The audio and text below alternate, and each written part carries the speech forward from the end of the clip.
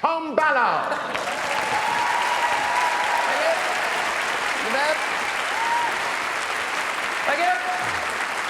Thank you, friends. Pleasure to be here indeed. What a pleasure it is to be debating the news on the ABC. Personally, I've been worried about the ABC News department for quite a while, ever since they asked me to host Q&A. Fucking me. 27-year-old university dropout comedian who, in interviewing the Prime Minister on National Breakfast Radio, referred to her face as Ghoulia Gillard. Where is the ABC going next with this? Next week, you got to tune in. I hear they're getting Hughesy to fill in on Lateline. Or something's fucked happened in Fallujah. And I'm not happy. Geez, you're a great crowd. Never forget that. Clearly I'm joking. Of course, the ABC is the home of professional news journalism. Melanie Vukovic, ABC News, Mount Sylvia. Now to sport with Meredith Sheehan. Fuck, it's good. Fuck, it's good. I think she did pretty well there, just looking at a pen. If that was me, I would definitely be picking my nose. Oh, I'd be up to the fucking elbow. What a brilliant metaphor for the current state of the news media there. Truly, Natasha Exelby represented all journalists. Lost, clueless, defeated by technology, she'd forgotten what the fuck a pen is. Of course you got to fake news to make news, people. Everybody knows that. Everyone here knows. Every single person in this crowd. There must be, what, 2 to 3 million people here tonight? The media industry is crumbling. The internet has won. Truth is dead. The Russians hacked Truth's Facebook. Pauline Hanson gave it a vaccination and made it autistic. Donald Trump strangled it with his little hands. Mark Latham called it gay, and then Kendall Jenner fucked it to death. Now, none of that happened, but you would click the shit out of that article. Personally, I've known for years that you got to fake news to make news. I've always known that bullshit news sells, because I grew up in Warrnambool, in country Victoria, where nothing fucking happens. But Warrnambool still has a newspaper, and so sometimes that newspaper gets a little bit desperate. I remember once I was overseas, I was in the UK, and I called my friend Jeremy at home and said, "Hey, Jeremy, what's going on in Warrnambool? What's the Warrnambool news?" And he said, "Oh, not too much. Oh, did you hear about the Bacardi Breezer on the top of the Norfolk Pine?" So what? He said, "Yeah, someone took a Bacardi Breezer, put it at the top of a Norfolk Pine, and no one knows how they got it up there." And that made the front page of the Warrnambool Standard. I said, "No, Jeremy, that hadn't made it to London." Must have got lost on the wires. There are 2 nightclubs in Warrnambool. A few years ago, there were a few incidents and a few scuffles happening around the nightclub area. So in response, the local paper, the Warrnambool Standard, nicknamed the stretch of road between the 2 nightclubs the Gaza Strip. This is absolutely true. This article is insane, right? Warrnambool's notorious nightclub precinct has... Nightclub precincts, there are 2 fucking nightclubs.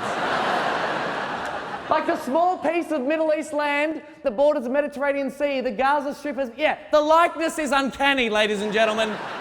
That's Warrnambool up the top, by the way. We don't want the real news anymore. We want fake bullshit news wrapped up in shiny wrapping paper. That's the entire business model of the Daily Mail Online. Hey, Daily Mail, here's a headline for you. Graphic design exists. You go on that website, it looks like someone's vomited news and HTML and code everywhere. It's a heady cocktail of bigotry and tits. They're not afraid to cover the big news, the Daily Mail. Here's a typical day in the Daily Mail newsroom. "Hey everyone, someone on Twitter is saying that Chrissy Swan did a poo. Oh my God. Stop the presses, write a long and unwieldy headline about it, like, I don't know, shitty Swan drops the kids off at the pool, and by that we mean she went plop plop, what will her husband think, #Swanlog, and publish it immediately." Wait, shouldn't we fact-check it in some way? Absolutely not. But don't forget to post that article with 85 photos of Chrissy Swan and 24 photos of poo. Who's reading the Daily Mail Online? Is it just people who can't keep up with the Herald Sun? Oh, all this racism and welfare bashing is confusing me. Do it in pictures. Explain the Syrian refugee crisis me to the medium of GIFs. Oh, shit. Sorry, what? Okay. Right, okay, I'm hearing we're getting breaking news at the moment, actually, right now. We have to interrupt the debate. I'm sorry, we have to cross to the great debate newsroom. Over to you, Tracy Spicer. Thanks, Tom. You look great today. Thank you. I'm Tracy Spicer, and this is breaking real news that's actually fully true for reals. The United Nations has issued its most decisive action in the Syrian crisis to date with the launch of a new hashtag. Hashtag Bashar al-Assad face is expected to bring an almost instantaneous end to hostilities, accompanied by the UN's toughest worded resolution on Syria, which states, "Tut, tut, tut."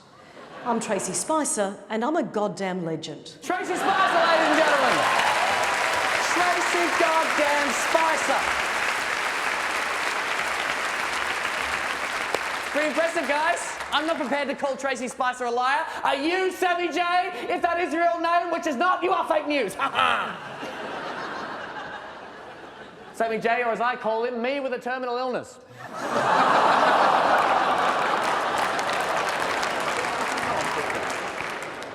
We don't want the real news anymore. We just want the news that comforts us and confirms all our suspicions within our own little bubbles. We're all in our bubbles. I know I'm in a bubble. People who vote for Pauline Hanson are working in coal mines in country Queensland. I'm a gay Greens voting comedian living in Fitzroy North.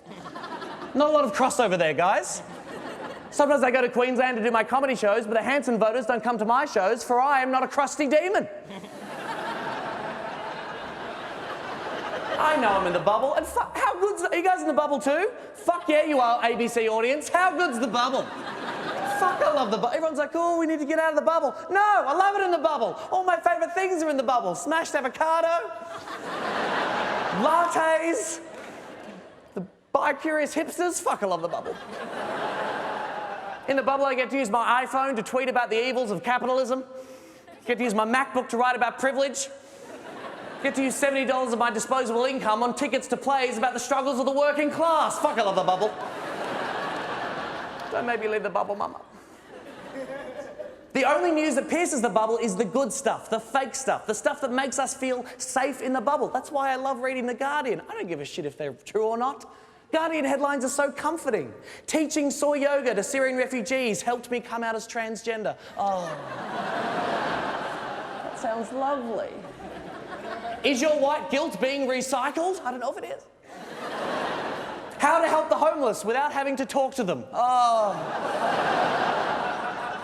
The news is now fabricated and divided up between the two echo chambers, left and right, left and right. We're going to lose those words. They're bullshit at this point. They don't mean anything. I think we should lose the words, just go with sounds, okay? Be much more evocative, be way better, okay? You got right-wing people? Any right-wing people in tonight?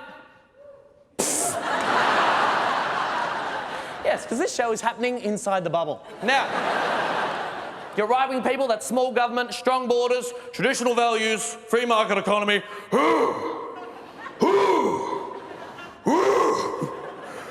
This goes for 5 minutes. Okay, then you got left-wing people, social justice, the environment, political correctness.